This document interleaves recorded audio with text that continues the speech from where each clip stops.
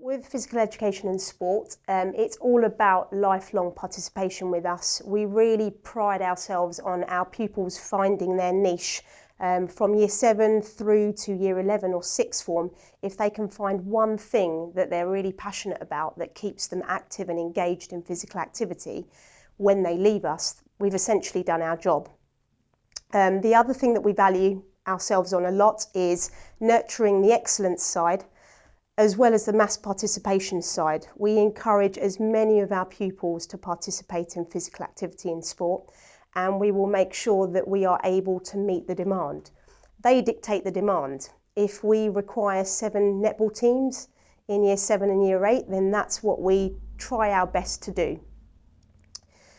Sport and PE is a real big cultural element to our school here.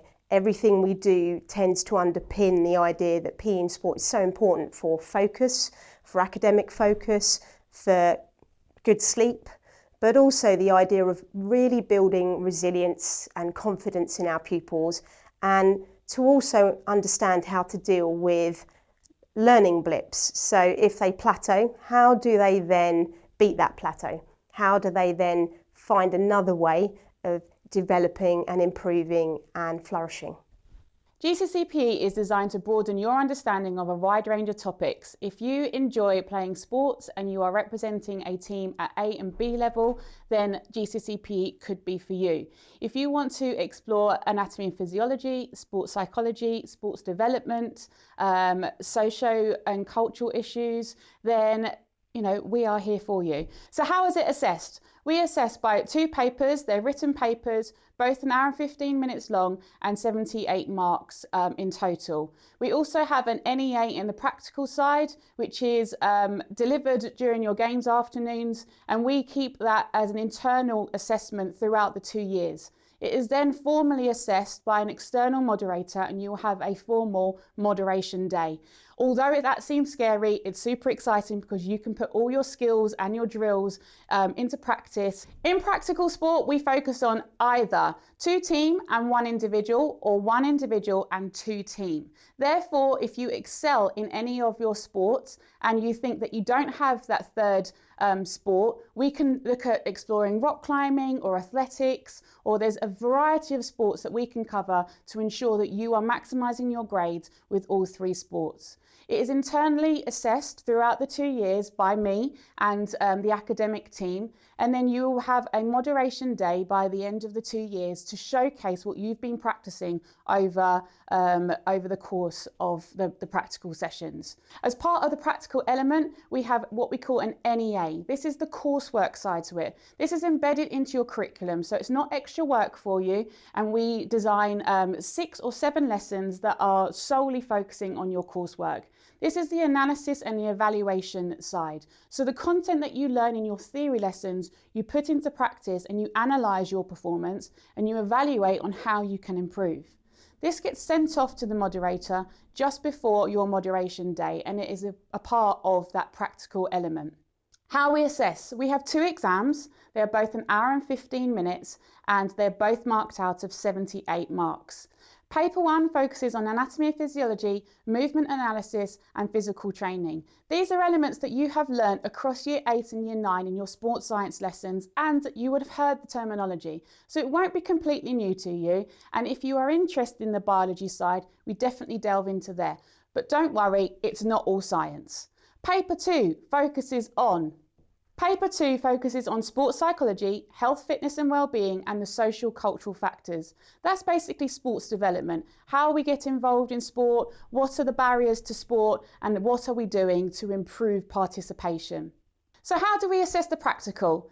It is marked out of 25. Each sport has 2 elements to it. There's a skills and drills, which is marked out of 10, which we will take you through and we will prepare you for. And then there's the full context. So it is looking at you in the full context of your sport. So if you're a hockey player, you will be playing a full-sided game. If you are a tennis player, you will be playing a full match, and we have to video that, and the moderator can come in and ask to see any of you. Out of the cohort, they will want to see 10, but you will all be involved with the moderation day. It's super exciting and it's totally relaxed, and you will be well prepared for it. Your NEA is then also marked out of 25, and the practical side is worth 40% of your final grade, whereas your theory side is worth 60%. So why take GCSE PE? If you are involved in an A or B team, or you participate at a high level outside of school in any other sport, then this could be the pathway for you.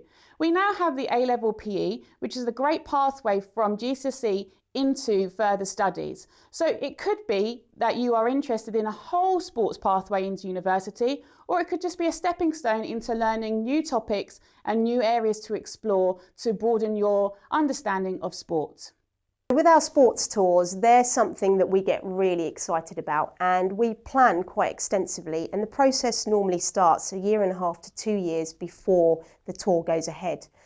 In the younger years, in year 7 and year 8, we tend to take them more closer to home. So in the past, we've been to Holland on a netball and hockey tour. Portugal, we've also done a football tour to Portugal. We've been to Spain. We've also been up to Scotland to do a 7 and 8 tour, and recently we've been to Ireland. The other big tours that we tend to do are more senior school. So for those pupils that are year 10 and above, we've been to places such as Barbados for the netball. We've been to Argentina and Brazil for the hockey tour. We've also been to Malaysia, and this year we were due to go to South Africa. In terms of the ski trip, we have a year 8 ski trip that runs annually, and we tend to go off to America for our skiing. The experience is just heightened, the value for money is better, and we also get to put in an element of them seeing another city. So we might go via Boston, or we might go via New York. The whole point of these tours is they get to train, they get to compete, but we also immerse them in the culture of that country. We make a real effort to give them an experience they may not go and do themselves when they leave us. Why did I want to be a PE teacher? The sole purpose was I had 2 fantastic role models when I was younger and at school, and they happened to both be my PE teachers. The reason I got into cricket is because my PE teacher was a cricket player at a very, very good level. And that's where my journey started. So by really looking up to those individuals, I found that sport and PE just gave me a real release in terms of increasing my confidence, about feeling good about myself, and it's something that I really enjoyed doing. I couldn't see myself sitting behind a desk. And most importantly, I like the relationships that I build with those pupils or those hockey players that I coached when I did some volunteering when I was younger. But that is the main reason that I got into sport and PE, and I like to pass hopefully my knowledge on, but I also learn a lot from our pupils. The interactions that I have every day, it's definitely a school day all the time.